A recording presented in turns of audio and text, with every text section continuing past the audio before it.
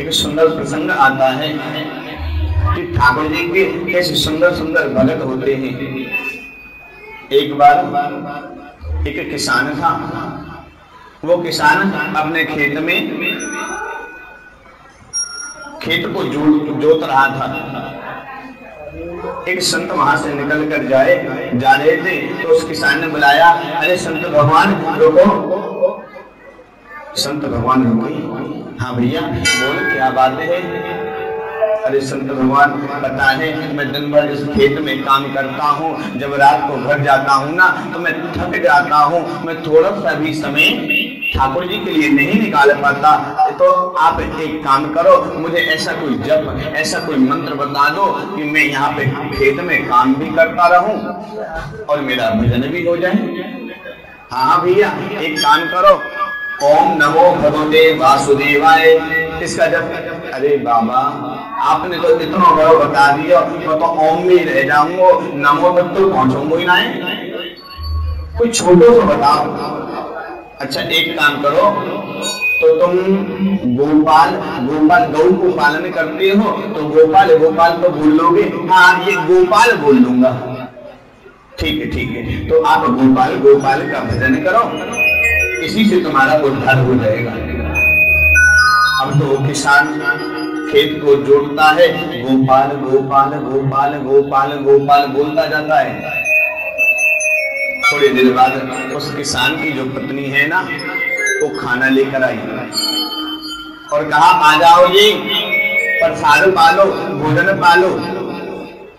अब तो वो किसान अपनी हरैया को वहीं छोड़कर रोककर और खाना खाने के लिए पेड़ के नीचे आ गया और बोलता जाता है गोपाल।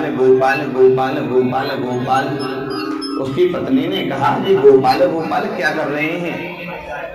अरे तुम क्या कर रहे हो? गोपाल जी कौन है गोपाल? वो किसान बोला देख तो बीच में अगर मैं भूलूंगा ना तो वो संत भगवान दोबारा मिलेंगे और नहीं। चुप रहे। अच्छा तो खाना तो खाओगे तब तो या गोपाले बंद करोगे? हाँ तो एक काम कर, या गोपाल को जब तक तू कर ले, मैं खाना खा लूं, फिर मेरे जब मुंह दे दियो, मेरे मंत्र मुंह को लौटा दियो। बाकी पत्नी बोली ठीक है।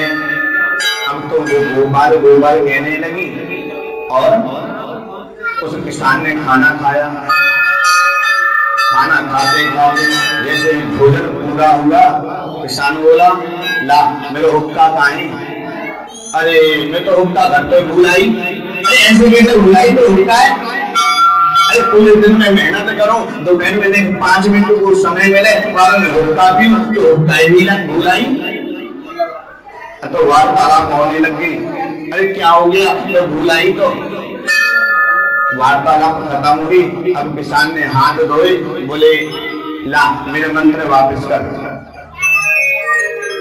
किसान की जो पत्नी थी ना छोड़नाई, उसने कहा देखो तुम्हारी लड़ाई के चक्कर में, हुक्का के चक्कर में तुम्हारा मंत्र भूल गई।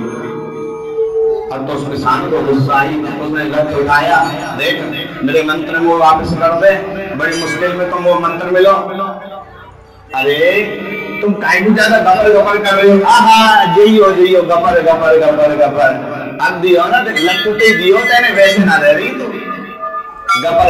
अब तो किसान अपने खेत में गया और खेत को जोतने लगा और बोलने लगा गपर। थोड़ी देर होगी, 1 घंटा हुआ, 2 घंटा हुआ, एक चक्कर लगा के आता गपर। ऊपर नारायण और लक्ष्मी दोनों बैठे हुए थे। लक्ष्मी जी ने कहा भगवान एक चीज बताओ, मैंने बहुत देवतन के नाम सुने, तुम्हारे भी एक से एक सुंदर नाम सुने हैं, कलुआ, गौ चोर, माखन चोर, लेकिन गपर नाम कौन से देवता को है? नारायण बोले देखो देवी, ये नाम मेरा है, मेरे भगत जिस नाम से मुझे पुकारे वो नाम मेरा होता है, मुझे विश्वास नहीं है। मैं तो परीक्षा करके आऊंगी कि आपका भजन कर रहा है या किसी और का। देख देवी ये जो भगत है ना, ये जात है, ध्यान रखियो। कहते हैं कि अनपढ़ जाट पढ़ा जैसा और पढ़ा जाए खुदा जैसा। ध्यान से लियो। लक्ष्मी जी बोली ठीक है मैं परीक्षा लूंगी। अब तो लक्ष्मी जी पास आई, उस समय वो किसान भजन कर रहा था, गब्बर गब्बर गब्बर गब्बर। अरे भैया सुन तो सही, कौन कौन नाम ले रहे हो? किसान ने सोचा पहले मेरी पत्नी आई, मुझको मंत्र को भुला जाती, अब ये दूसरी आ गई, मैं यहाँ बात नहीं करूंगा। गब्बर गब्बर गब्बर गब्बर करता हुआ खेत को फिर जोतने लगा। लक्ष्मी बोली भैया एक बार बता दे तू कौन कौन नाम ले रहे हो? किसान को गुस्सा आई। किसान ने कहा ये ऐसे ना जाएगी। किसान ने कहा तेरे कसम को नाम ले रहा हूँ, जा यहाँ पे। लक्ष्मी जी ने कही बात तो वैसे साची कह रहा है, ले तो मेरे कसम को, मेरे कसम ने भी यही कही कि मेरा नाम ले रहा है। अब नारायण ने भी सोचा मैं देखूं तो सही मेरे भगत में और लक्ष्मी जी के बीच क्या बात वार्तालाप होती है। पास में एक खुदा हुआ खाई थी, उसमें जाकर छुप गए, सुनने लगे। लक्ष्मी जी ने सोची जब इसको मेरे नारायण का इतना गोपनीय नाम पता है तो ये भी पता होगा कि मेरे नारायण कहाँ है। अब तो वो जो किसान था ना गब्बर गब्बर गब्बर करता वो तुम्हारा भजन करने लगा। लक्ष्मी जी बोली भैया एक चीज और बता दें। गब्बर गब्बर गब्बर गब्बर गब्बर। अब तो भजन नहीं छोड़ता है अपना। लक्ष्मी जी बोली भैया एक बार और बता दे। जब तुझे पता ही मेरे खसम का नाम है तो तुझे ये भी पता होगा मेरे खसम कहाँ है। अब तो उस किसान को और बताई, मन की जाके देख ले तेरे खसम कोई गड्ढे में पड़ो, जाके देख ले। तो सुखदेव जी कहते हैं राजन ये भागवत में नहीं है, ये मत सोचना कि ये भागवत में है, ये दृष्टांत है कि मेरे गोविंद के अनेक प्रकार के नाम हैं। जो नाम से आप उनको भजोगे मेरे कन्हैया मेरे नारायण उसको अपना बना लेते हैं। चाहे भाव से भजो चाहे बिना भाव के भजो, उसको अपना बना लेते हैं। सुखदेव जी कहते हैं राजन मेरे गोविंद को किसी भी भाव से भजो। राजा परीक्षित बोले आपने कल एक सुंदर प्रसंग के बारे में बताया था कि एक बार ठाकुर जी ने 3 पग में इस सारी पृथ्वी को नाप लिया। अब मुझको वो कथा सुनाइए। सुखदेव जी कहते हैं राजन एक बार की बात है, जैसे नारायण अपने भक्तों की रक्षा करने के लिए हर क्षण तत्पर रहते हैं, ऐसे ही अगर कोई उनके भक्तों की अवहेलना करे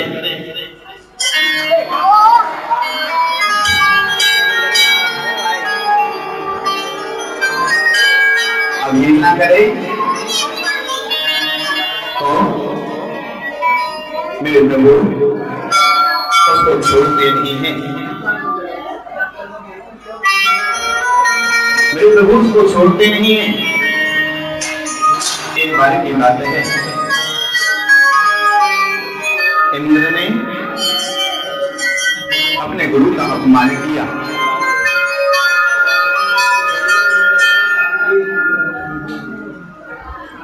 दुर्वासा ऋषि नारायण के पास दर्शन करने के लिए गए तो दुर्वासा ऋषि के गले में मेरे नारायण ने अपने गले में पड़ी हुई जो माला थी ना उतार कर उनके गले में डाल दी। जब दुर्वासा ऋषि वहां से नारायण के यहाँ से बैकुंठ से निकलकर थोड़ा आगे चले तो इंद्र अपने ऐरावत हाथी पर बैठकर आ रहा था। आज दुर्वासा ऋषि ने इंद्र को जैसे ही प्रणाम करते हुए देखा तो वो माला लेकर इंद्र के गले में डाल दी। इंद्र के गले में जब डाली इंद्र ने सोचा अरे मैं स्वर्ग का राजा हूँ, अरे इस संत ने मैंने थोड़ा प्रणाम क्या कर लिया, अपनी पहनाई माला मेरे गले में डाल दी। अब तो इंद्र ने उस माला को उतारा और अपने हाथी के ऊपर रख दी। ऐरावत नाम का जो हाथी था उसने अपनी सूंड से उस माला को लिया और तोड़कर नीचे डालकर पैरों से कुचलने लगा। जब ये दृश्य आज दुर्वासा जी ने देखा तो उन्होंने कहा, अरे दुष्ट इंद्र, तुझे बड़ा घमंड है, तूने ठाकुर की दी हुई प्रसादी का अपमान किया है। मैं तुझे श्राप देता हूँ, जा तू श्रीहीन हो जा। तुझे जिस वैभव का घमंड है तो उससे विमुख हो जा। श्राप लग गया। इधर प्रहलाद जी के वंश में एक राजा हुए जिनका नाम है बलि। वो राजा बलि ब्राह्मणों की सेवा करता है और उसने अपने गुरु शुक्राचार्य की बड़े लगन के साथ सेवा की। देखो, आप लोग ध्यान से सुनेंगे तो ही कथा में आनंद आएगा। आप लोग इधर उधर को देखोगे तो मेरा मन भी भटकेगा और मुझे कथा सुनाने में आनंद नहीं आएगा तो आपको सुनने में आनंद नहीं आएगा। अभी मैंने बताया ना कि 100 रुपए वाली मूर्ति बननी है या 1000 रुपए वाली। 100 रुपए वाला श्रोता कौन सा होता है? जो यहीं सुन के चला जाता है। और 1000 वाला वो होता है जिसको अपना कल्याण करना है, अपने हृदय में भागवत को उतारता है। लेकिन मुझे तो लगता नहीं कि हम में से कोई उतार रहा है, क्योंकि किसी का ध्यान इधर है, किसी का उधर है। तो राजा बलि अपने गुरु जी की सेवा करता है। गुरु जी ने कहा, सुनो, इंद्र को श्राप लग गया है, तुम जाओ स्वर्ग में आक्रमण कर दो। आज राजा बलि ने स्वर्ग में आक्रमण किया और अपना अधिकार जमा लिया। जितने भी देवता हैं उनको मार के भगा दिया। देवताओं की जो मां है अदिति,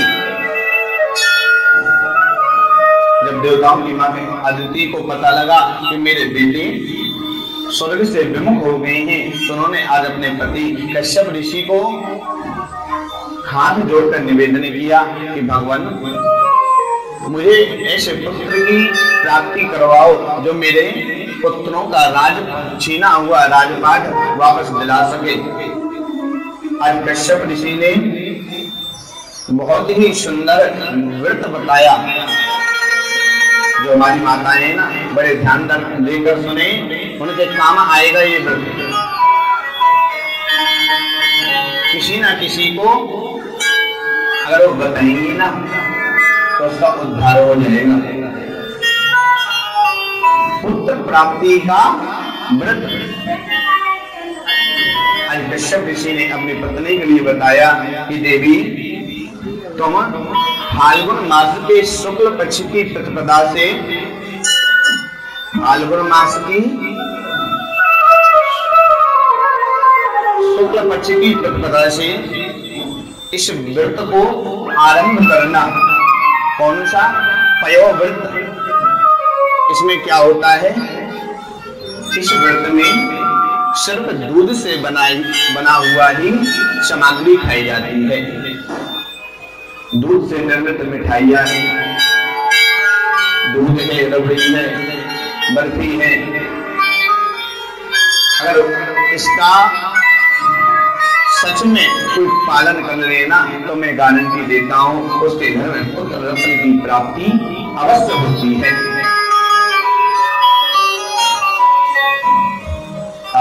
कश्यप ऋषि कहते हैं, देवी, तुम फाल्गुन मास के शुक्ल पक्ष की प्रतिपदा से इस व्रत को आरंभ करना और 12 दिन तक दुग्ध से बने हुए पकवानों का सेवन करना। ओम नमो भगवते वासुदेव का जाप करना। कब तक?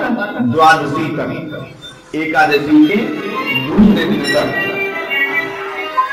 और ओम नमो भगवते वासुदेव का जाप करना। अगर तुम ऐसा करती हो तो तुमको विश्व विजयी पुत्र की प्राप्ति होगी। और मैं गारंटी के साथ कहता हूं, मैंने अभी तक जिन माताओं को जिनके पुत्र नहीं थे, मैंने उनको ये व्रत कराया। भागवत जी की कृपा से उनके घर में पुत्र रत्न की प्राप्ति हुई। आज सुबह ही मैं बात कर रहा था, लखनऊ से फोन आया था, उनके घर में एक कन्या हुई थी। शादी के 12 साल हो गए, कोई भी न पुत्र था न पुत्री थी। लेकिन ठाकुर जी की कृपा से, भागवत जी की कृपा से उनके घर में लक्ष्मी का अवतार हुआ। आज सुबह सुबह ही आज माता अदिति ने बड़े नियम के साथ व्रत को किया।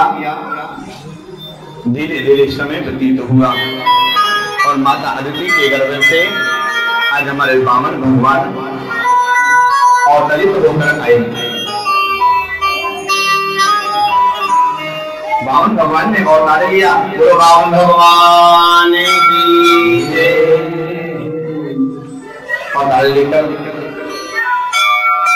आज सभी देवताओं ने उनकी विनती की और गायत्री देवी ने आज उनको सुंदर दीक्षा दी। बृहस्पति जी ने यज्ञोपवीत कराया, कश्यप जी ने मेखला दी एवं पृथ्वी ने कृष्ण मृग चर्म, चंद्रमा ने दंड दिया, माता अदिति ने उनको कोटिन पहनाई एवं आकाश ने उनको छत्र दिया, ब्रह्मा जी ने कमंडल दिया, सप्त ऋषियों ने पुष्प की प्राप्ति कराई, सरस्वती ने रुद्राक्ष की माला दी, यक्षराज कुबेर ने भिक्षा पात्र में भिक्षा डाली और वामन भगवान आज सुंदर कोविल को धारण करके, छत्री को लेकर हाथ में कमंडल धारण करके, अपनी बाजू के बगल में कांध में उसका आसन दबाकर, जैसे आपने सुंदर झांकी के दर्शन करे थे वामन भगवान के, ऐसे ही छोटे से वामन भगवान आज राजा बलि के द्वारे पे चल दिए। छोटे छोटे पगले, इधर जो राजा बलि है ना वो यज्ञ कर रहा है और गुरु जी ने कह दिया सुनो, तुम्हारे द्वार पर जो भी याचना है उसको दान जरूर देना। एक सैनिक आया, महाराज एक छोटे से ब्राह्मण आए हैं, ब्राह्मण आए हैं। राजा बलि उठकर आए, महाराज आपको क्या चाहिए? वामन भगवान बोले राजन हमको आसन बिछाने के लिए 3 पग भूमि दे दो। आसन बिछाने के लिए 3 पग भूमि दे दो। राजा बलि बोले भगवान आप त्रिलोकी के स्वामी के पास आए हो और मांगते क्या हो? 3 पग भूमि। अगर आप कहो तो मैं आपके लिए सुंदर सा एक आश्रम बनाकर दे दूं। वामन भगवान बोले राजन नहीं, हमको सिर्फ 3 पग भूमि की जरूरत है। अच्छा तो कोई बात नहीं, आप जैसी आपकी आज्ञा हो, मैं 3 पग भूमि को नाप देता हूँ। नहीं नहीं राजन, हम वो भूमि भी अपने पग के द्वारा लेंगे। राजा बलि ने कहा ठीक है भगवान, जैसी आपकी इच्छा। अब तो राजा बलि संकल्प लेने लगा। शुक्राचार्य जी आए गए, उन्होंने देखा इतना सुंदर और 3 पग भूमि मांगने वाला कौन है? ध्यान लगाकर देखा, साक्षात परब्रह्म परमात्मा। शुक्राचार्य ने आज राजा बलि को रोका, अरे बलि रुक जा, ये 3 पग भूमि में तेरा सर्वस्व धारण कर लेंगे। ये कोई और नहीं है, साक्षात नारायण तेरे द्वार पर खड़ा है तुझे छलने के लिए। राजा बलि मुस्कुराया और कहता है गुरुजी मैं धन्य हूँ, आज आपकी कृपा से त्रिलोकी का स्वामी साक्षात नारायण मेरे दरवाजे पर भिक्षा मांगने के लिए खड़ा है। और गुरुजी अगर इनने मेरा सर्वस्व हरण भी कर लिया तो कोई बड़ी बात नहीं है, मुझे इनका दर्शन प्राप्त हो गया, यही बहुत बड़ी बात है। लेकिन अगर ये कोई साधारण ब्राह्मण है तो 3 पग भूमि तो लेंगे। आज राजा बलि ने संकल्प लेने के लिए जैसे ही हाथ बढ़ाया, कमंडल उठाकर जल डालना चाहा और उस कमंडल की जो गंगा सागर होता है, गंगा सागर की नाव पर आज उस नली पर शुक्राचार्य जी बैठ गए। जाकर आज वामन भगवान ने अपने आसन से एक कुसा निकाल कर जैसे ही उस नली में डाला, आज शुक्राचार्य जी की एक आंख नमो नारायण हो गई। संत कहते हैं देखो, जब कोई दान धर्म कर रहा हो ना तो उसका हाथ नहीं रोकना चाहिए, नहीं तो उसकी गति भी शुक्राचार्य की तरह होती है। हाथ नहीं रोकना चाहिए। आज राजा बलि ने संकल्प किया, अनेना मैं संकल्प करता हूं। जैसे ही संकल्प किया, आज मेरे वामन भगवान ने एक पैर से ऊपर के जितने लोग हैं सबको नाप लिया। आज जैसे ही वो पैर ब्रह्मलोक पहुंचा, आज ब्रह्मा जी ने उस पैर के अंगूठे को धोकर उसका जो जल है ना अपने कमंडल में भर लिया। वही जल आज हमको माँ गंगा के रूप में दर्शन देकर हमको पवित्र करता है। तो गंगा मैया की जय। दूसरे पैर में नीचे के सभी लोग मातल इन सभी को नाप लिया। अब भगवान कहते हैं ये बताओ मैं तीसरा पैर कहाँ रखूं राजा बलि? राजा बलि कहता है भगवान एक चीज बताओ, धन बड़ा होता है या धनी बड़ा होता है? ठाकुर जी बोले राजा धनी बड़ा होता है। तो भगवान ये तीसरा पैर मेरे सिर पर रख दो। आज मेरे ठाकुर जी ने अपना तीसरा पैर राजा बलि के ऊपर रखा। तो देव कहते राजा ने ध्यान से सुनना, आज राजा बलि को मेरे प्रभु ने पाताल लोक भेज दिया, पाताल लोक का राजा बना दिया कि मन चाहिए होने नहीं और प्रभु चाहिए तत्काल। बलि चाहता था स्वर्ग को और भेज दिया पाताल। मन चाहिए होती नहीं, अगर हम चाहे ये हो जाए वो हो जाए, अगर हमारे मन का होता ना तो इस संसार का न जाने कब का उद्धार हो गया होता। क्योंकि सब सोचते हैं कि मैं भगवान बन जाऊंगा, सब अपने अनुसार इस संसार को चलाना चाहते हैं, लेकिन मन चाहिए होती नहीं, प्रभु चाहिए तत्काल। जो मां चामुंडा चाहती है ना वो तुरंत हो जाता है। प्रभु चाहिए तत्काल। बलि चाहता था स्वर्ग को और भेज दिया पाताल, पाताल में भेज दिया।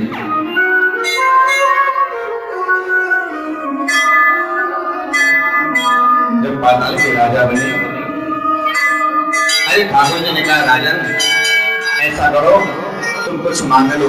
राजा बलि बोला भगवान अभी तो मैंने अपना सब कुछ तुमको दिया है, अब मांगने की बात करते हो? अरे अभी अभी तो तुमने मुझसे ही लिया है और मुझे देने की बात कर रहे हो, मुझे कुछ नहीं चाहिए। भगवान बोले नहीं राजन कुछ तो मांग लो, कुछ तो मांगो। राजा बोले मुझे भगवान एक काम कर दो, जब भी अपने महलों से निकलूं ना तो आपका दर्शन हो जाए, मुझे इतनी कृपा कर दो मेरे ऊपर। आज ठाकुर जी राजा बलि के महलों पर चौकीदार बनकर खड़े हो गए कि जब भी राजन अपने महल से निकलेंगे राजा बलि मैं उनको दर्शन दूंगा। इधर ये बात जब लक्ष्मी मैया को पता चली, लक्ष्मी जी आई और लक्ष्मी जी ने राजा बलि के हाथ पर आकर कलावा बांधा, जिसको हम कहते हैं राखी का पर्व मनाते हैं ना कि एन बच्चों बलि राजा। आज लक्ष्मी जी ने अगर कहा भैया मैं आपको राखी बांधने आई हूँ, राजा बलि बोले तुम मेरी बहन कैसे? लक्ष्मी जी कहती मेरा भी स्वर्गम इस समुद्र से, इस पृथ्वी से, इस पाताल लोक से हुआ है और आप भी इस पाताल लोक में रहते हैं, तो गांव के नाते हम दोनों भाई बहन हुए। अब इस रमनपुर का कोई बालक अगर दिल्ली में पढ़ता हो और कोई हमारी बहन भी जाकर दिल्ली में पढ़ने लग जाए तो क्या कहेंगे? तुम रमनपुर के हो, तुम तो हमारे भाई भैया हो, हमारी बहन हो। जैसे एक रिश्तेदारी हो जाती है एक गांव में या एक मोहल्ले में, तो उस मोहल्ले के जितने होते हैं ना हमारे मामा बन जाते हैं,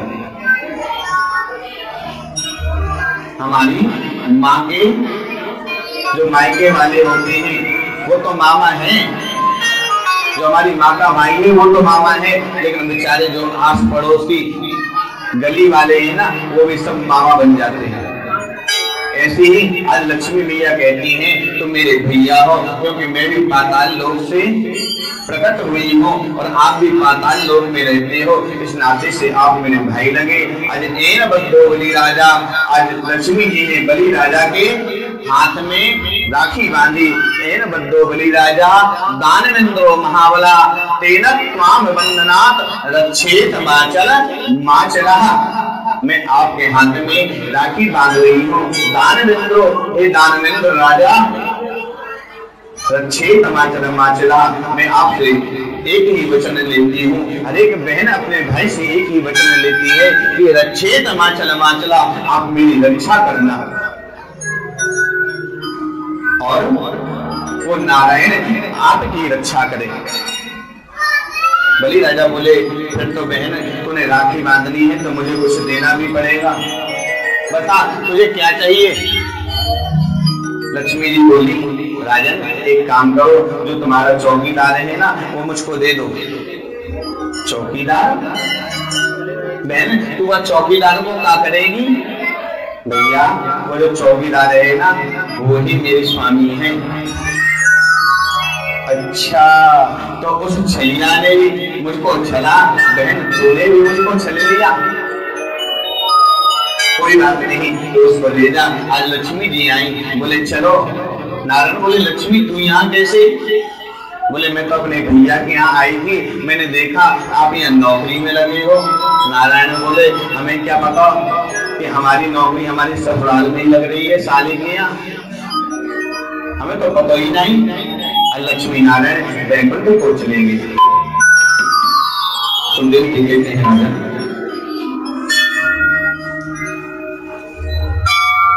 कि कथितो वंश विस्तारो भवतो में सूर्या। कथितो वंश विस्तारो, बड़े ध्यान देकर सुनना राजन। अब मैं तुम्हें अपनी कन्हैया की कथा को सुनाने जा रहा हूँ, गोविंद की कथा को सुनाने जा रहा हूँ। राजा परीक्षित बड़े प्रसन्न हुए, कहा सुनाइए। मैं तभी से इसलिए तो कहता हूँ कि गुरुदेव तब आपके मुख से मेरी कन्हैया की कथा निकले और मैं उसको ग्रहण करूं। तो कहते राजा, लेकिन उससे पहले तुमको सूर्यवंश की कथा श्रवण कराता हूं। क्यों? क्योंकि जब तक राम कथा को नहीं सुनोगे तब तक कृष्ण कथा समझ में नहीं आएगी। जब तक आप राम कथा को नहीं सुनोगे तब तक कृष्ण कथा समझ में नहीं आएगी। क्यों? क्योंकि सबसे पहले गोविंद को पहचानने के लिए अपने हृदय में सत्य को धारण करना पड़ेगा। क्योंकि भागवत जी कहती हैं सत्यम परम धीमहि। अपने हृदय में जब तक आप सत्य को धारण नहीं करोगे तब तक कन्हैया आपको नहीं मिलेगा। और मेरे राम मर्यादा पुरुषोत्तम धर्म के मूर्ति हैं। सुखदेव जी कहते हैं राजन बड़े ध्यान देकर सुनना, मैं आपको सूर्यवंश की कथा सुनाता हूं।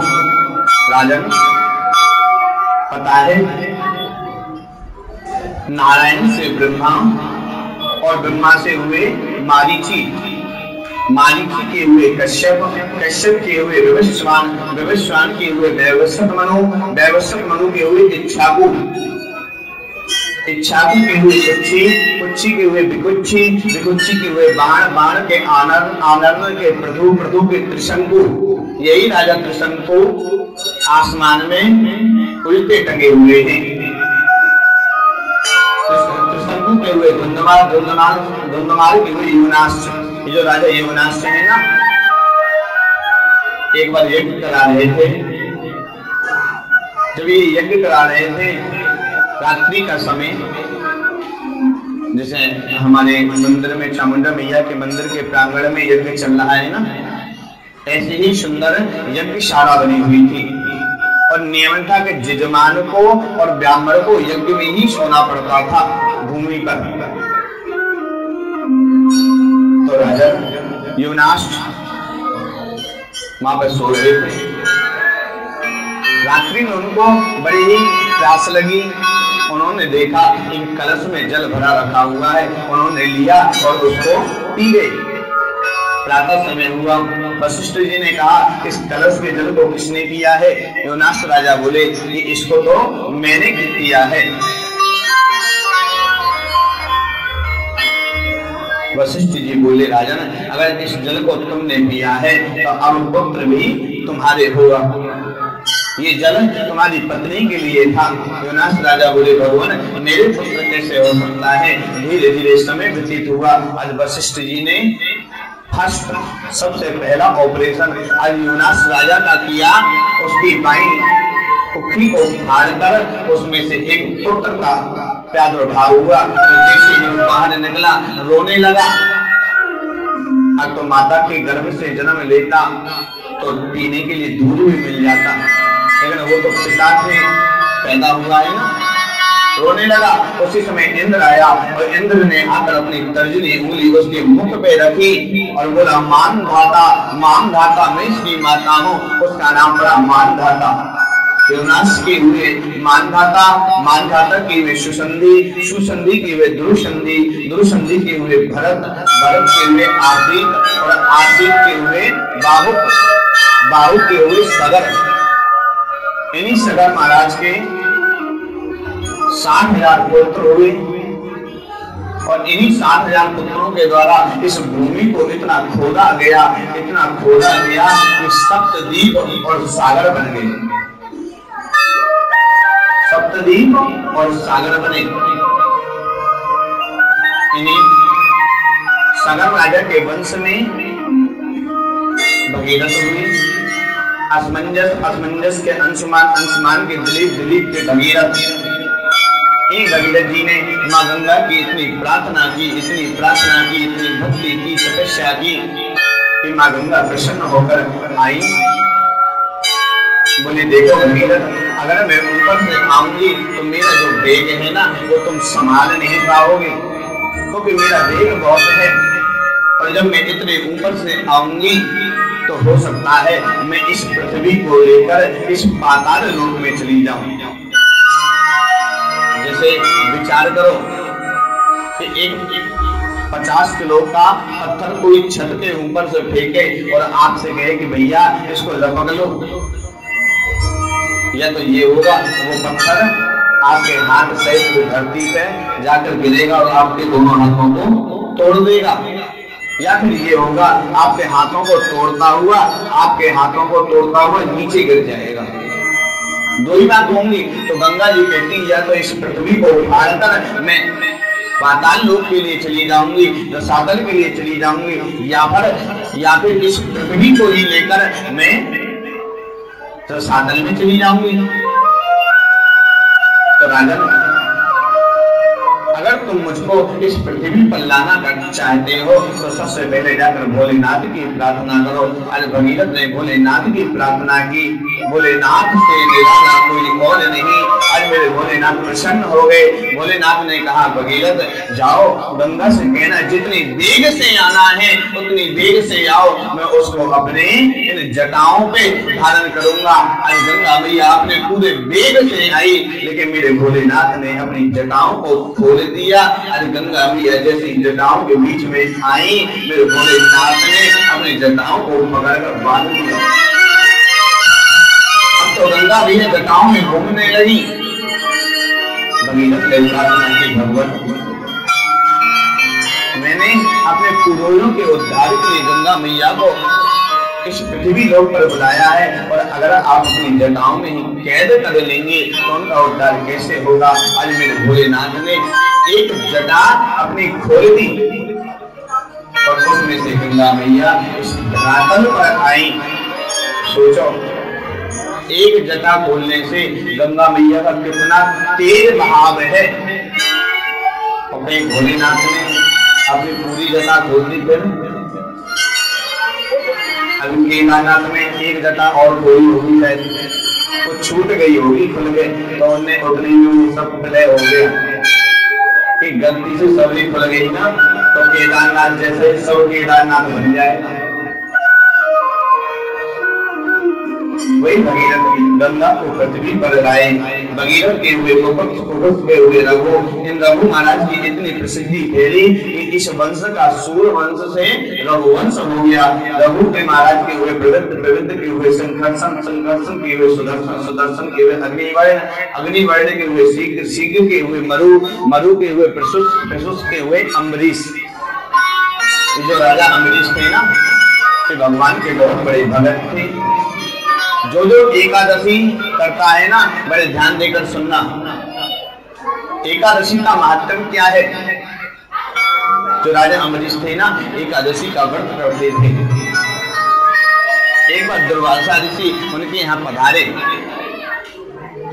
एकादशी का दिन था। राजा ने देखा, बोले पहले मैं संत को भोजन कराऊंगा, उसके बाद कुछ पाऊंगा। दुर्वासा जी बोले, राजन एक काम करो, जब तक तुम तैयारी करो मैं स्नान करके आता हूँ। दुर्वासा ऋषि स्नान करने के लिए नदी में गए। इधर धीरे धीरे समय व्यतीत हुआ। कभी कभी ऐसा होता है ना कि एक दिन में ही एकादशी और द्वादशी लग जाती है। आधे दिन एकादशी और आधे दिन द्वादशी। ब्राह्मणों ने कहा, राजन द्वादशी लगने वाली है,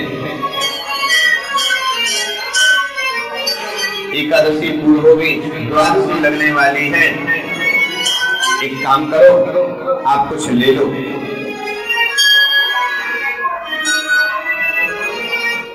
राजन बोले, अभी मैंने संत को भोजन नहीं कराया। धीरे धीरे समय व्यतीत हुआ।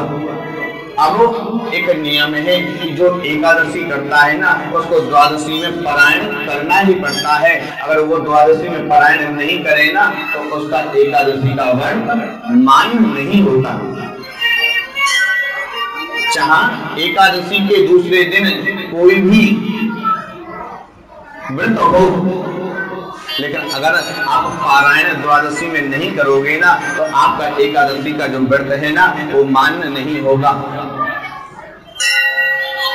ब्राह्मण ने फिर कहा कि राजन, अब तो द्वादशी ही निकलने वाली है, त्रयोदशी लगने वाली है, आपका व्रत खंडित हो जाएगा, कुछ ले लो। राजा ने ब्राह्मणों की बात मानकर ठाकुर जी का चरणामृत लेकर उसमें तुलसी दल रखा और जैसे ही मुख में डालना चाहा, उसी समय दुर्वासा ऋषि आगे। उन्होंने कहा, अरे दोस्त, तू ब्राह्मण को भोजन का निमंत्रण देता है और उससे पहले खुद पारायण करता है, मैं तेरा अभिवद कर दूंगा। आज दुर्वासा जी ने अपनी तप से कृता नाम की राक्षसी को प्रकट किया। कृता नाम की जो राक्षसी थी, आज अम्बरीश राजा को मारने के लिए जैसे ही दौड़ी, भस्म करने के लिए दौड़ी, उसी समय में नारायण का सुदर्शन चक्र प्रकट हो गया और उस राक्षसी का उद्धार कर दिया। और आज दुर्वासा ऋषि की तरफ जैसे ही आने लगा, आज दुर्वासा ऋषि भागने लगे, दौड़ने लगे, ब्रह्मलोक में गए, इंद्रलोक में गए, भोलेनाथ के पास गए, आज नारायण के पास पहुंचे। कोई अपने यहाँ बैठा नहीं रहा। बोले, दुर्वासा जी जल्दी यहाँ से जाओ, तुम्हारी वजह से ऐसा ना हो कि ये सुदर्शन हमारा भी मदद कर दे। नारायण के पास गए। नारायण ने कहा, भगवान मैं भी आपकी रक्षा नहीं कर सकता। क्यों? क्योंकि जो मेरे भक्तों का अनिष्ट करता है, मैं भक्तों के वश में रहता हूँ। भगवान, अगर आपको इस सुदर्शन से रक्षा करवानी है तो आप राजा अम्बरीश के पास जाइए, वही आपकी रक्षा कर सकते हैं। आज दुर्वासा जी अम्बरीश के पास आए। अम्बरीश जी ने आज हाथ जोड़कर नारायण से प्रार्थना की, हे भगवान, अगर मैंने सच्चे मन से आपका भजन किया है तो सुदर्शन इन संत का पीछा छोड़ दे। आज जैसे ही कहा और सुदर्शन चक्र अदृश्य हो गए। राजन ने सुंदर पकवान बनवाया, दुर्वासा ऋषि को भोजन कराया। सुखदेव जी कहते राजन लीला क्यों हुई? मेरे प्रभु बताना चाहते हैं कि जो मेरे भक्तों का अनिष्ट करते हैं ना, उनकी तो मैं स्वयं रक्षा नहीं करता, उनको मैं कभी माफ नहीं करता। एक बार मेरा अनिष्ट कर दो, मेरी पूजा में गलती कर दो, लेकिन कभी भी मेरे भक्त को दुख मत पहुंचाना, कभी भी मेरे भक्त को दुख मत पहुंचाना। सुखदेव जी कहते हैं राजन, उन्हीं अम्बरीश महाराज के वंश में नहुस हुए, नहुस के ययाति हुए, ययाति के नाभाग और नाभाग के अज, और इन्हीं महाराज अज के यहाँ राजा दशरथ हुए। और राजा दशरथ जी के यहाँ 4 भाई राम, लक्ष्मण, भरत और शत्रुघ्न जन्म लेकर आने वाले हैं। भागवत जी में, वेद व्यास जी ने सिर्फ 1.5 अध्याय में राम कथा लिखी है सूक्ष्म रूप में। तो आइए बड़े प्रेम के साथ हम राम कथा की ओर चलें। एक बार जो राजा दशरथ है ना, शीशा देख रहे थे। जब शीशा देख रहे थे, उन्होंने देखा मेरे कान के पास कुछ सफेद बाल और आए हैं। बड़ी चिंता हुई, सोचने लगे कि एक बार भूपत मन माही, एक बार भूपत मन माही,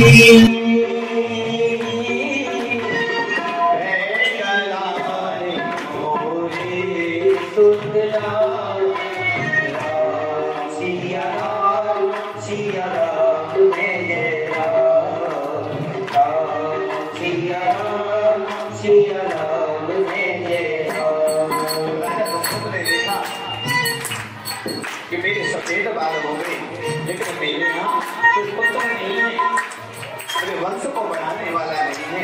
बहुत चिंता हुई, मन में गलानी हुई। और राजा आज अपने गुरु जी के पास गए कि गुरु ने गया तुरंत महिमा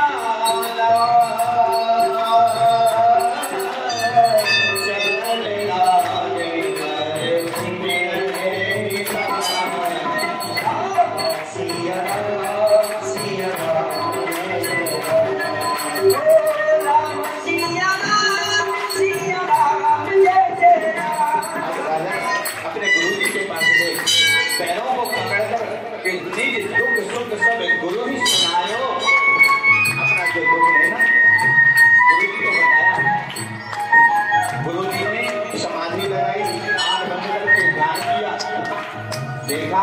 और गुरु जी बोले राजन चिंता मत करो। अरे तुम्हें एक पुत्र की बात करते हो, धारा हुई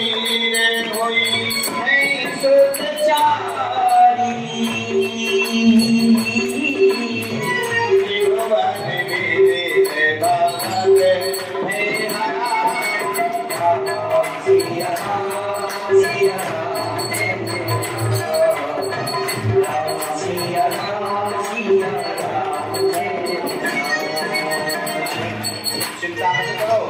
एक नहीं, दो नहीं, तीन नहीं, 4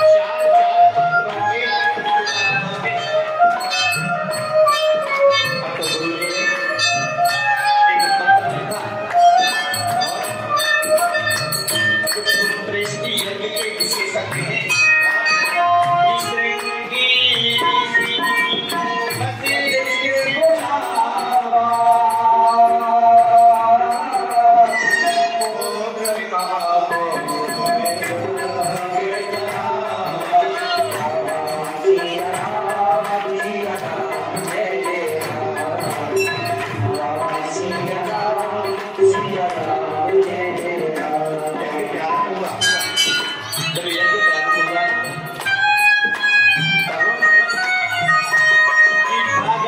सही